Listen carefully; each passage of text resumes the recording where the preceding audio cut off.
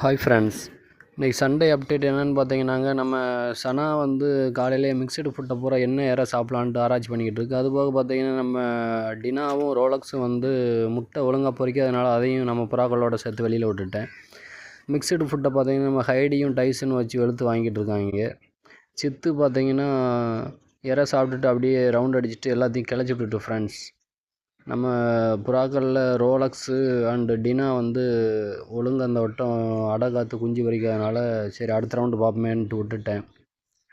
நம்ம ரொனால்டோவும் சனாவும் பார்த்தீங்கன்னா இப்போ ஓரளவுக்கு நல்லா வீடு பழகிட்டு ஃப்ரெண்ட்ஸ். கண்ணும் நல்லா தெளிஞ்சுக்கிருச்சு. ஹைடி கூட நல்லா பழகி நல்லா ஒரு ரவுண்டு அடிச்சுக்கிறான் டெய்லி.